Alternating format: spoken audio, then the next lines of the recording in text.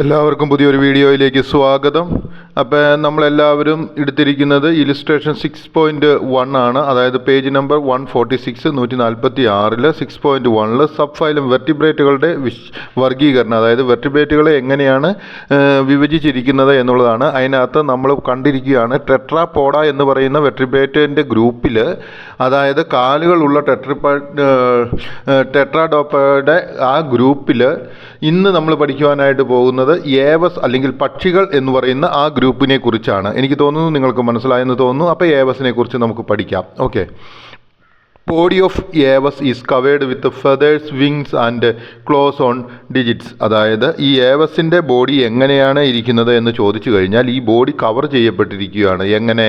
Feather കൊണ്ടും, wings കൊണ്ടും, close കൊണ്ടും, ഡിജിറ്റ്സ് കൊണ്ടും. അപ്പോൾ നമുക്കിങ്ങനെ ചോദിക്കാം, how the body of aves is covered എന്ന് ചോദിച്ചാൽ എഴുതുക, it is covered with feathers, wings, claws and digits. Okay. ഇനി 182ാമത്തെ ചോദ്യം. ബേഡ്സ് ഹാവ് നേറസ് അല്ലെങ്കിൽ nostrils, a larynx, a trachea and a lungs.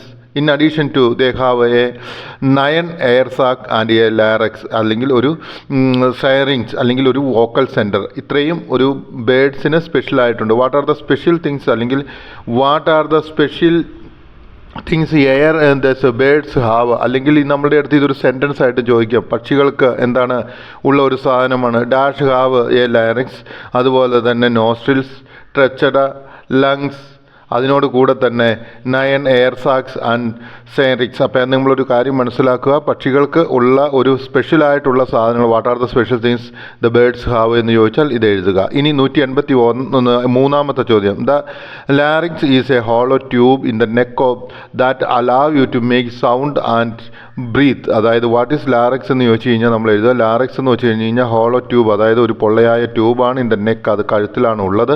That allows, അത് സമ്മതിക്കുന്നു, to make sound and breathe, അത് നമ്മൾ ശ്വാസോച്ഛ്വാസം ചെയ്യുന്നതിനും അതുപോലെ തന്നെ സൗണ്ട് ഉൽപ്പാദിപ്പിക്കുന്നതിനും സഹായിക്കുന്നു. ഓക്കെ. ഇനി 184ാമത്തെ ചോദ്യം.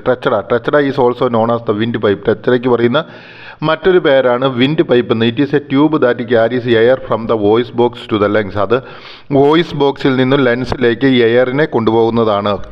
ഓക്കെ. ഇനി 185ാമത്തെ ചോദ്യം. Air sacs are space within the organism where there is the constant presence of air. അതായത് എയർ സാക്ക് എന്ന് പറഞ്ഞു കഴിഞ്ഞാൽ അതൊരു സ്പേസ് ആണ്, അല്ലെങ്കിൽ അതൊരു സ്ഥലമാണ്. അവിടുത്തെ പ്രത്യേകത എന്താണെന്ന് വെച്ച് കഴിഞ്ഞാൽ അവിടെ എന്താണ് organism there is a constant presence of air. അവിടെ എപ്പോഴും ആ വായുവിൻ്റെ സാന്നിധ്യം ഉണ്ട്. ഇനി 186ാമത്തെ ചോദ്യം. The syrinx is a vocal organ of the bird. What is syrinx എന്ന് ചോദിച്ചു കഴിഞ്ഞാൽ നമ്മൾ പറയുക, syrinx is the vocal organ of the അല്ലെങ്കിൽ vocal organ of the bird. അതായത് പക്ഷികൾക്ക് ശബ്ദമുണ്ടാക്കുന്നതിന് വേണ്ടിയിട്ടുള്ള ഒരു അവയവമാണ് സൈറിങ്സ് എന്നാണ് പറഞ്ഞിരിക്കുന്നത്. ഓക്കെ. ഇത് ഞാനിവിടെ അണ്ടർലൈനായിട്ട് തന്നിരിക്കുന്നത് ആ ഭാഗം തന്നുകൊണ്ട് നമ്മളോട് വേണമെങ്കിൽ ഒരുപക്ഷെ ഫിൽ ഇൻ ദ ബ്ലാങ്ക്സ് എന്ന് ചോദിക്കാവുന്നതുമാണ്. ഓക്കെ.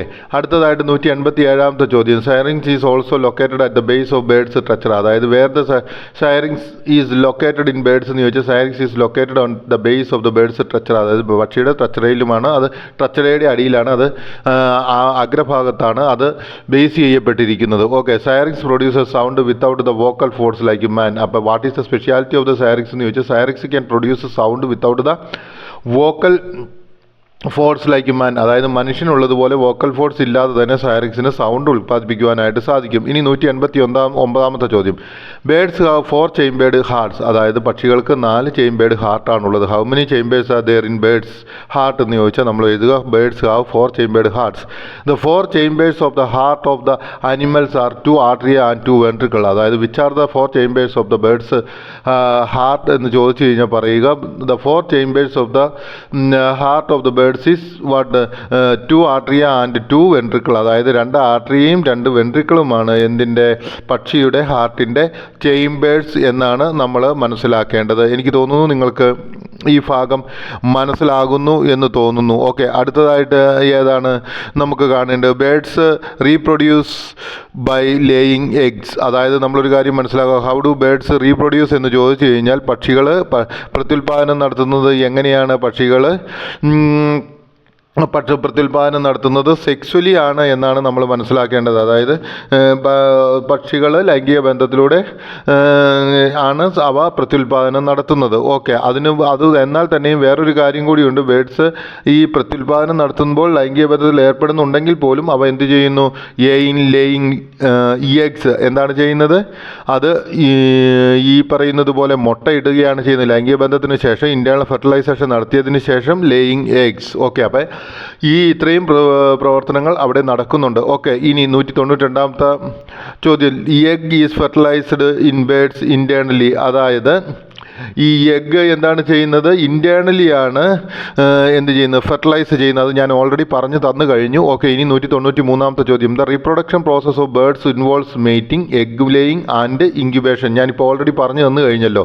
ഈ റീപ്രൊഡക്ഷൻ പ്രോസസ്സ്, അതായത് പ്രത്യുൽപാദന പ്രവർത്തനം പക്ഷികളിൽ നടക്കുന്നത് എങ്ങനെയാണ്? മേറ്റിംഗ്, അല്ലെങ്കിൽ അവ ലൈംഗിക ബന്ധത്തിൽ ഏർപ്പെട്ടുകൊണ്ട് എഗ് ലേയിങ്, അതുകൊണ്ട് എന്നിട്ട് ഇൻറ്റേർണൽ ഫെർട്ടിലൈസേഷൻ നടന്ന് അത് എഗ് മുട്ടയിട്ട് അതിനുശേഷം ഇൻക്യുബേഷൻ നടക്കുന്നു. ഇനി 194ാമത്തെ ചോദ്യം. Birds have 4 chambered hearts. അതായത് പക്ഷികൾക്ക് 4 ചേംബേർഡ് ഹാർട്ടാണുള്ളത്, അല്ലെങ്കിൽ 4 ചേംബേർഡ് ഹൃദയത്തിൻ്റെ അറകളാണുള്ളത്. Birds 4 chambered of heart are divide into 2 atria and 2 ventricle. അതായത് ബേഡ്സിൻ്റെ ഹാർട്ട് എങ്ങനെയാണ് വിഭജിക്കപ്പെട്ടിരിക്കുന്നത്? ബേഡ്സിൻ്റെ ഹാർട്ടിനെ വിഭജിക്കപ്പെട്ടിരിക്കുന്നത് 2 ആർട്രിയ എന്നും 2 വെൻട്രിക്കിൾ എന്നുമാണ് വിഭജിക്കപ്പെട്ടിരിക്കുന്നത്. ഇനി പേജ് നമ്പർ 146 തന്നെ മാമാലിയ എന്ന് പറയുന്ന ആ ഭാഗമാണ് നമ്മൾ ഇവിടെ കാണുവാനായിട്ട് പോകുന്നത്, അല്ലെങ്കിൽ മാമൽസ് എന്ന് പറയുന്ന ഭാഗമാണ് നമ്മൾ കാണുവാനായിട്ട് പോകുന്നത്. അത് 198ാമത്തെ ചോദ്യമാണ്. Okay, the peculiarity of the body of the mammalia or mammal its body is covered with fur, അല്ലെങ്കിൽ hair, nails on fingers and toes and lactate. അതായത് ഈ മാമാലിയയുടെ പ്രത്യേകത എന്താണെന്ന് ചോദിച്ചാൽ, what is the speciality of the mammalia എന്ന് ചോദിച്ചാൽ, അവയുടെ body is covered with hair അല്ലെങ്കിൽ ഫർ, അതായത് രോമം കൊണ്ട് മൂടപ്പെട്ടിരിക്കുകയാണ്. അതുപോലെ തന്നെ ഫിംഗേഴ്സിലും ടോയിലും, അല്ലെങ്കിൽ വിരലുകളിലും തള്ളവിരലുകളിലും എന്തുണ്ട്? നഖങ്ങളുണ്ട്. അവയ്ക്ക് എന്താണ് ചെയ്യുന്നത്? നഖങ്ങളുണ്ട്. അതുപോലെ തന്നെ ലാക്കേറ്റ്, അതായത് അവ മുലയൂട്ടുന്നവയും കൂടിയാണ് എന്നുള്ളതാണ്. ഇനി 199ാമത്തെ ചോദ്യം. In mammals lungs, nose, structure and breathing muscles as respiratory organs. അതായത് മാമൽസിൽ എന്തൊക്കെയാണ് കാണുന്നത്? ലെൻസ് ഉണ്ട്, നോസ് ഉണ്ട്, ട്രെച്ചറ ഉണ്ട്, അതുപോലെ തന്നെ ബ്രീതിങ് മസിൽസ് ഉണ്ട്. എന്തിനായിട്ട്?